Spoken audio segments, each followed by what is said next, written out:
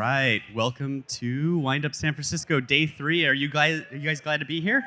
All right, yes. My name is Kyle Snarr. I'm the head of partnerships here at Worn & Wound. We are the platform that puts on the Wind Up Watch Fair. Thank you so much for coming. We have an exciting panel today, sponsored by Zodiac. So a big round of applause for Zodiac for bringing us this panel.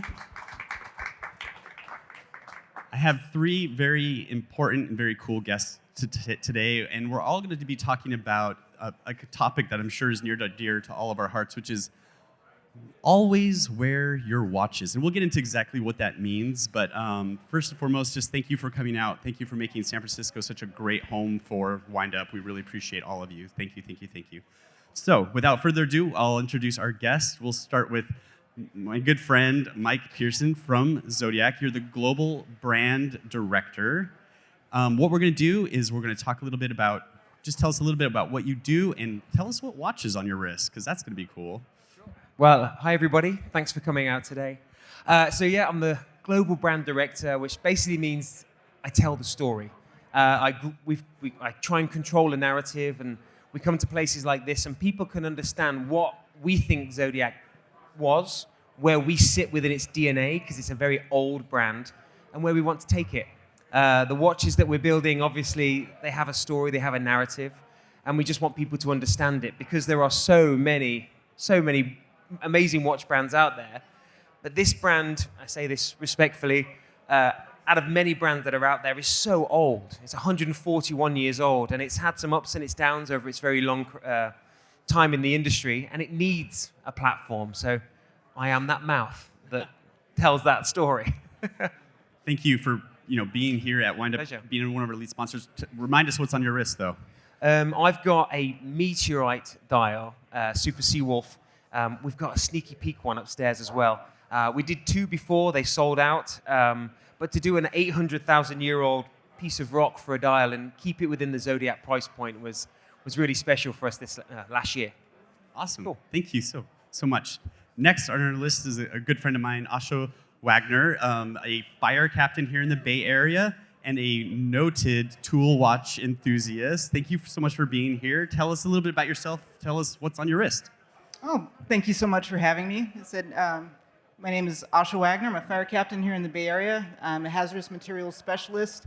I'm also a hazmat team manager for a National Disaster Response Task Force.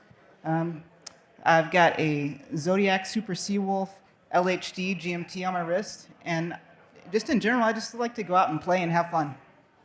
You're selling yourself a little short because you put your watches through the ringer. We'll talk about that today, but thank you so much for joining us. And not last, but very much not least, Mr. John Ferrer from Brew. Thank you so much for being here. Yeah, excited to be here. So my name is Jonathan Ferrer. I'm the designer and founder of Brew Watch Company. And this is going to be year 8.5 for Brew Watches. Based in New York. Happy to be here in San Francisco. Awesome. What Zodiac is on your wrist? Just joking. So I've got the Zodiac with the meteorite dial. Now, this is 850,000 years old. Now, this is the PVD Gold metric chronograph. That's a new one for you guys? Yeah, so this is a new one. It did really well, and I was like, how can I create variations that, first and foremost, I would enjoy and would resonate with other people as well?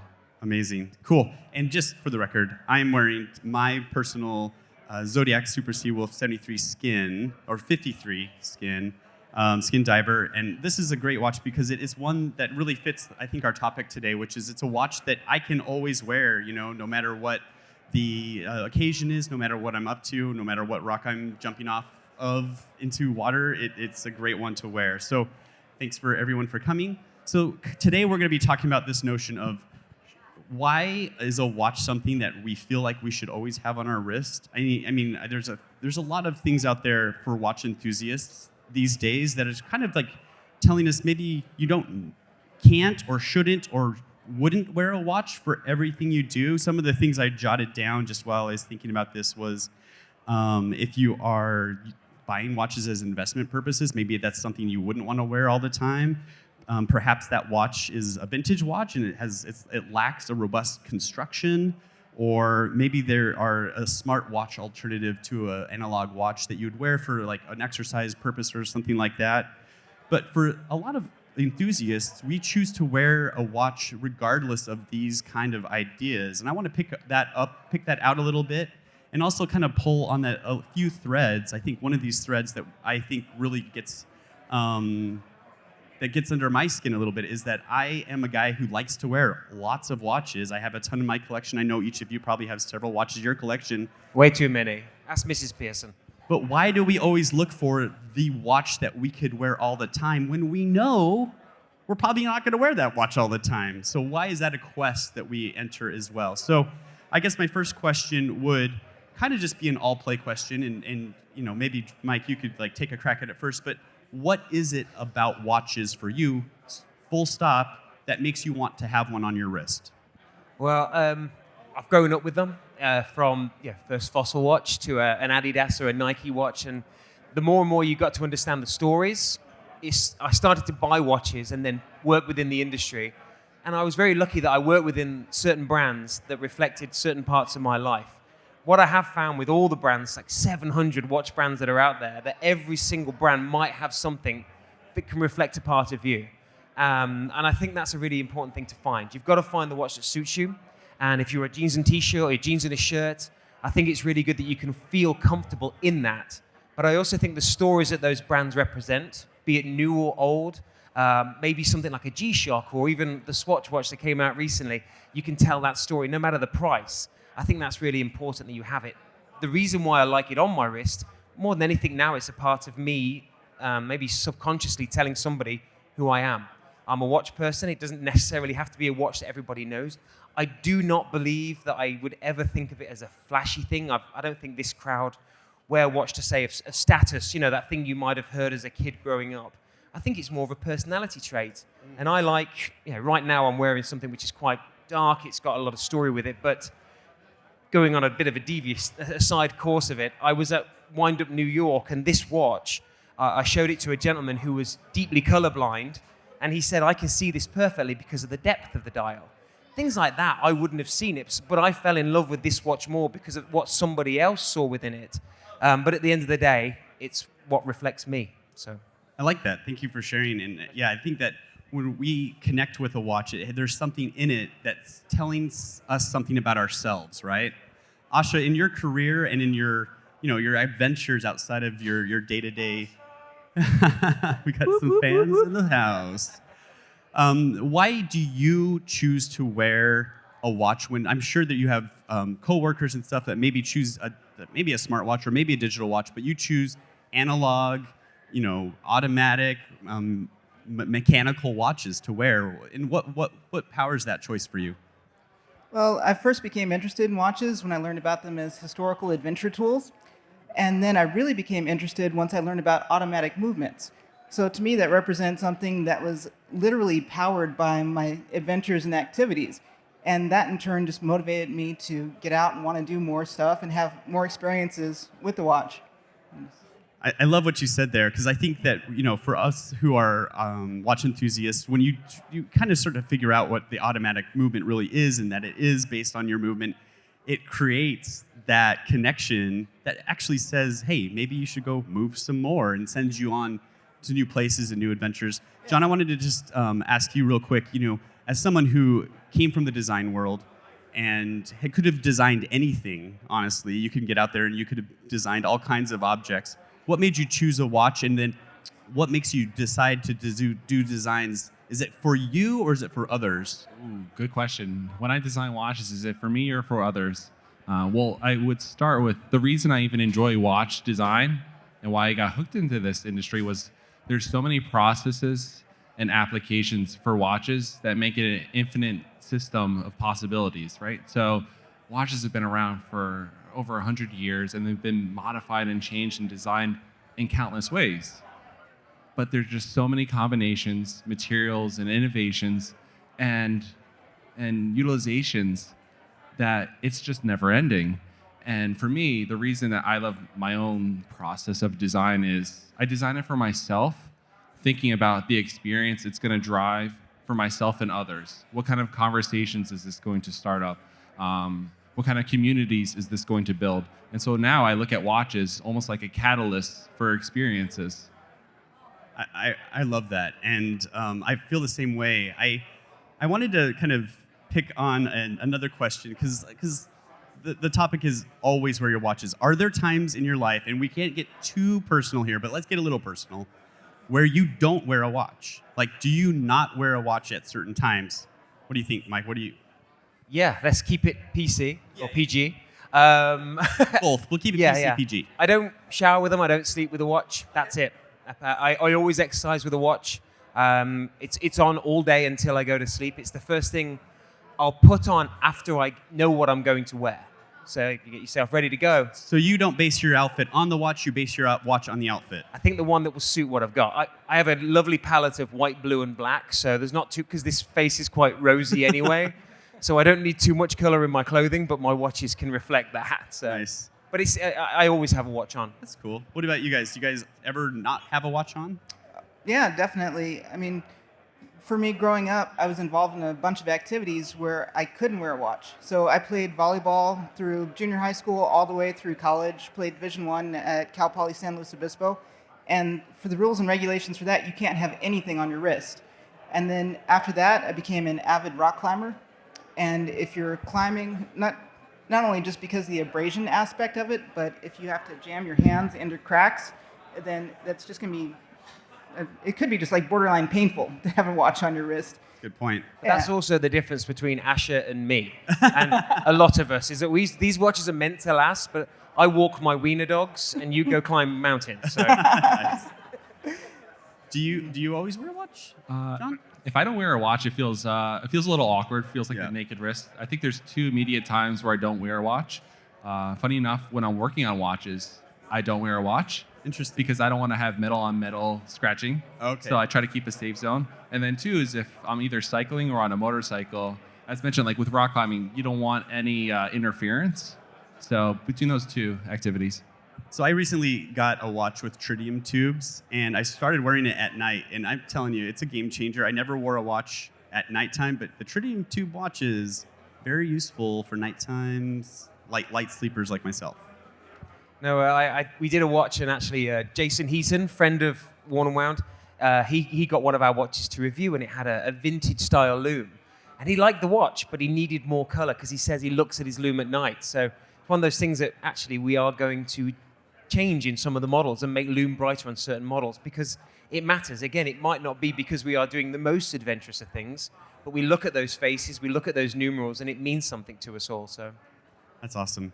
I went on a trip with my family a few years ago, and I've told this story maybe not in this venue before, but I went on a trip, and we were fishing on a boat in the ocean. It was out in the Atlantic Ocean, and we're kind of in the bay, and our friend who was driving the boat said, "Hey, let's just go out." We shot out a mile offshore, so which you get a mile off the shore of Long Island, New York. Water is pitch black. It's kind of a little creepy, to be honest. And so I was sitting there in the very back of the boat between my two daughters, and I looked down at the watch I was wearing at the time, which was a dive watch. I looked at it, and I promise you, I swear, the watch spoke to me. And it said, "Go jump in." I'm not even joking.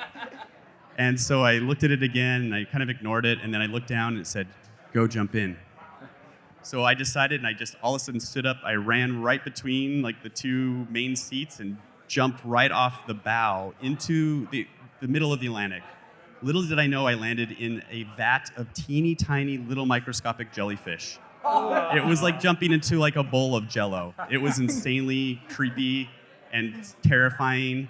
But right after that, my daughter jumped in and my son jumped in. Oh no! And ever since that moment, whenever I look at that particular watch, I hear the words "jump into jellyfish" in my head. So watches are an interesting thing because I think they are physical objects that can, and this is going to get a little heady here, but I want to get into this. Can an object record a memory? For me, whenever I look at that watch, it instantly triggers a memory of that moment, and I'll never forget it, and I could never get rid of it. So do you have a watch in your collection that you look at that it instantly jogs a memory of an experience, whether it's an adventure or something maybe unhappy, but like something that, a memory that a watch, because you were wearing it at that time, it made a difference and it's a keeper for you? Maybe we could start with John this time and work our way. Oh boy. I've collected so many watches, and there's just so many memories attached to them. Let me hone in on one. Well, it's not my watch, at least not yet. My father, he had got this Rolex in the 80s, and over the years, he showed me, and I never really thought anything of it. But in recent years, after going to all the watch clubs and obviously understanding watches better, I was like, hey, Dad, you know that Rolex you got in the past? He goes, yeah, I got it for $300. It was my Manhattan watch when I started working in the city as a jeweler. Oh, that's great. I go, Dad, you know that same Rolex now, it's selling for like $70,000, $80,000. And I was like, oh, I'm sorry to ruin that for you, because then after that moment, he tucked it in the drawer. I was like, no, Dad, wear your watch, enjoy it. He's like, no, I can't now. But he was like, well, this will be your watch one day. And then that made it a little bit more intimate of the idea that watches would be passed down. Yeah. Because before that, I was always just, this is your watch, you take it with you forever. And then I've never been handed down something like that. Right. Not even for the value of it, but in terms of the money, or the value of the memory of that watch for me, which equals my father's journey through life, of his, venture. So it's almost like that triggers your memories of him, but also it contains his memories too. Well, yeah, because his story is very similar to mine, where right out of school he became a jeweler, a designer, and then he went through his whole life of becoming that artisan. Same idea, New York young guy, starting my journey, New York City, just the same. So that watch, which was with him for his journey, getting passed to me, it's kind of like a mirror image of the son and father. That's really special. Thanks for sharing that, John. Yeah. Asha, is there a watch in your collection that you look at and you can't not think of a memory? Oh, definitely. So I have memories attached to the majority of watches in my collection. I mean, we're making memories right now, and it's just awesome being on this panel with all of you and being here with all of you. There is one watch in particular that's very, very special to me. So leading up to our wedding, my wife knew that I didn't want a fancy ring. I was totally happy with this one right here. But she also knew that I had been obsessively looking at Tudor Black Bay and Pelagos watches. So the night before our wedding at that dinner, she surprised me with a Black Bay Black Etta. And so now every time that I look at that watch, I think of that dinner with both of our families. I think of our wedding day. I think of our honeymoon in Kauai, where we were hiking the Kalalau Trail on the Nepali coast. And since then, it's become my happy celebration watch. And so I've just got so many more memories attached to it. And that's my most special watch. That's awesome. Yeah. Thanks for sharing. And you've got the Etta smile as well on the dial. I do. It's a very happy watch. So sad. R.I.P. Tell us about one of your memory watches. I'm a bit of a cheeseball. I get very sentimental about most things in life. Watches, especially, I was with one brand for almost a decade. And so there are two models in my collection. One I wore on my wedding day, and my wife let me have wedding cupcakes around the wedding cake, and it was of the watch. But the one after that was our babies were born, and we've got two girls, and I wore the same watch on purpose the day they were born. So every time I look at that, I think of that moment for both of them. And if it's their first day of school or they've got to play, I wear that watch. But obviously, I'm still I've been a year and a half or so with Zodiac, and so I'm still making memories. As you say, we make them every day. But what I've found with a brand that's really old is that you can take memories that mean something to somebody else and kind of add it to your own understanding of a brand. And that's meant so much to me. I did an event last week, and this one guy came up to a young gentleman, and he goes, my dad bought a Zodiac Seawolf in 1966 in the Navy. It cost him $59. And he dropped it on the first day, and it had a big dent in it. But he never got it fixed, and the watch still worked. In the late 70s, he dropped it, and it broke. And he never wore it again, because he didn't know how to fix it. Put it in a drawer. The son came along, got a little older. He gave it to his son. He goes, do what you want with it. He told him the stories. He got it fixed, and for Father's Day, he gave the watch back to his dad. And he bought a new Seawolf from me, and they wear it together. But that is the thing that you just go, that is important. I mean, they're inanimate objects. They're not needed. But at that point for his dad, it was a tool. It was bought during wartime. But what it meant to them as a family, and then what my watches mean to me, what they all mean to us, I think it's just beautiful. I think about how many people have walked in the doors over this weekend. I mean, probably thousands have been here. And there has to be something special, right? There wouldn't be all these people coming in if there wasn't something beyond just the value of an object or the look of the object or the value of, or I already said that, just the actual physical thing. Yeah. Well, I've seen people wearing old Citizens, old Bolivar, old Accutron, all the brands that are here with newer variations, and they are running to our booth, to probably your booth as well, and they're saying, look what I've got, it means this, and now I want to show you because your brand means X, Y, Z. That's brilliant. So here's a question for Mike and John, as you both work for brands that are creating watches for new generations. What is the responsibility of modern watch brands to create watches that can be valid, long-lasting memory containers moving forward? What do you have to do from a process and from a brand's point of view to make these objects work for containing and making new memories? Do you want me to go? Go first, and then we'll go with John. So Zodiac, like I said, is 141 years old, and it was owned by one family for a century. And everyone talks about the Seawolf, but there were 70 years of Zodiac before that, and it was all innovation. It was all Swiss. It was all mechanical. It was male, female, power reserves, moon phases. It's a huge legacy. And obviously, we have the bullet points. We go to some of the images or the easy stories to tell. What I've found since joining, actually before joining, when they were approaching me to do what I now do, I was enamored about the capabilities of what this brand could be. And the building blocks were there: movement, style, design. There's a lot of brands that will go to an era to create a watch, and Zodiac can go to a back catalogue of incredible stories. So what I try to do within the company is to, yes, we have ownership groups and we have a board and there's money, but we are custodians to that name. And I truly believe that if we are respectful of not what the board members, not what the money means, not even what we think of, it's the people who have invested from the beginning. And if we can think about that one person, maybe that one dad who bought it on cruise in 1966, and then they come to the new stuff and say, you are respecting that name, that is a huge, huge task. And even though Zodiac can do nutcase colors and we can have some really wonderful materials, we did a watch with Worn and Wound a couple of years ago that looked like Saved by the Bell. But what I said to Zach and Blake and the team was, what I love is that it has our hands, our bezel, our DNA. You look through the colors, the watch should still sing of the brand. And that, for me, is the most important thing going forward.